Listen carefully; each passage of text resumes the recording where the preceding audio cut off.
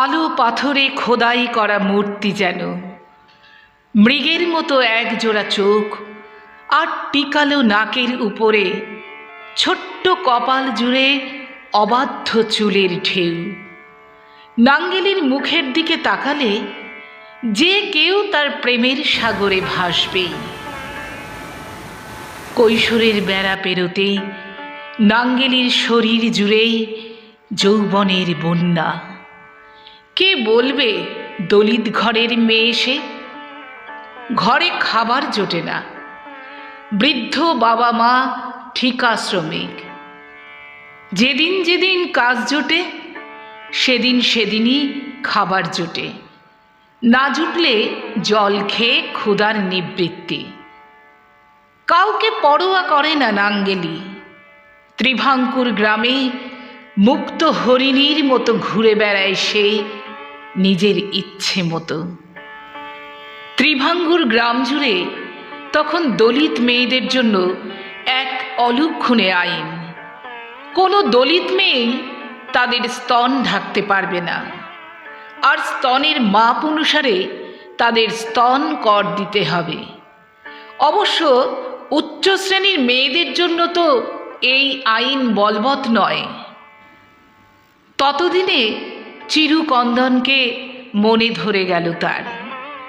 চারতলা অঞ্চলে পছন্দের চিরুকন্দনের সঙ্গে ঘর বাঁধল সে নিভৃতে। কেরালার ব্যস্ততম এলাকা থেকে অনেক দূরে, প্রকৃতির কোলে তাদের সুখের নীড়।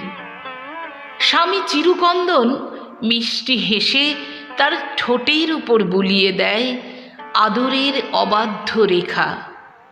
ভরে ওঠে দুজনের জীবন ভালোবাসার গভীরতায়। পেটে খিদে সহ্য করে আর কতদিন এভাবে দিন যাপন করা যায়? দলিত সমাজের মেয়ে কোন কাজটাই বা সে করতে পারে? বাবা মায়ের পুরনো কাজের জায়গায় বলতেই মিলল ঠিকা শ্রমিকের চাকরি।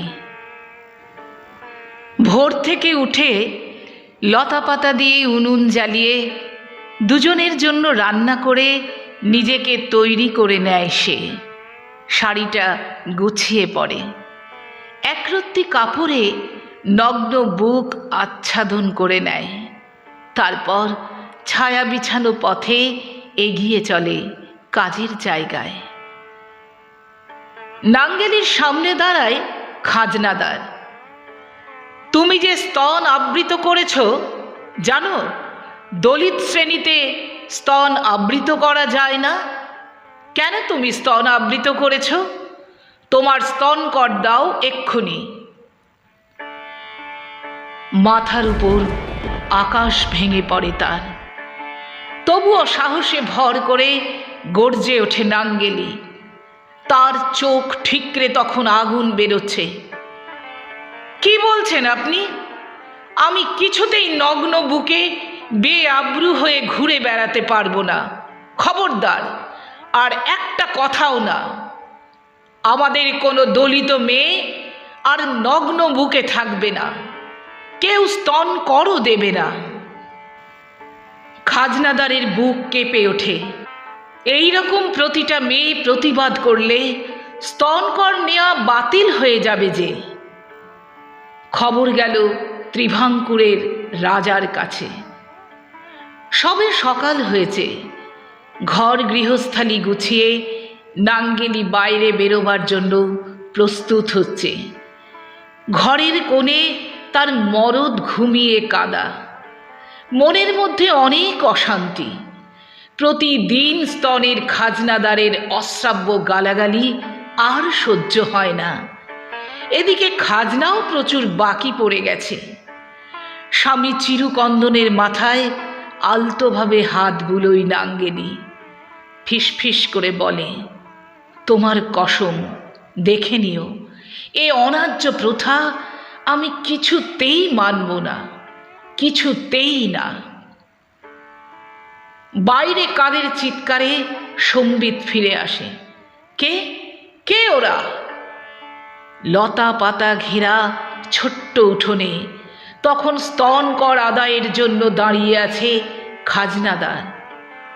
ধীর শান্ত পায়ে বাইরে বেরিয়ে এলো নাঙ্গেলি। কি চায়? খাজনাদার চিৎকার করে উঠল, তোর স্তন কর দে, আমি এক্ষুনি নিয়ে আসছি। বলেই ঘরে ঢুকে গেল নাঙ্গেলি। ঘরে ঢুকেই ধারালো ছুরি দিয়ে কেটে ফেলল তার স্তন যুগল। প্রশস্ত কলা পাতায় স্তন যুগল রেখে ত্রস্ত পায়ে এগিয়ে এলো খাজনাদারের সামনে। এই নাও আমার স্তন যুগল। রক্তে ভেসে গেল বুক। যন্ত্রণায় ছটফট করতে করতে মারা গেল নাঙ্গেলি। তখন সন্ধ্যা নেমে এসেছে। নদী তীরে জ্বলে উঠল চিতার আগুন। বধূ বেশে সজ্জিত নাঙ্গেলির প্রাণহীন দেহ অব্যক্ত এক যন্ত্রণায় বুক কেঁপে উঠল চিরুকন্দনের। নাঙ্গেলি, তোমাকে ছাড়া আমি বাঁচতে পারবো না, আমি কিছুতেই বাঁচতে পারবো না। স্ত্রীর জ্বলন্ত চিতায় ঝাঁপ দিল সে। রাতের অন্ধকার চিরে জ্বলে উঠল চিতার আগুন, পুড়িয়ে দিল তাদের নশ্বর দেহ। যুগ যুগ ধরে বেঁচে রইল তাদের অমর অক্ষয় প্রেম। চিরুকন্দন এই পৃথিবীর প্রথম নর যে স্ত্রীর চিতায় সহমরণে গিয়েছিল।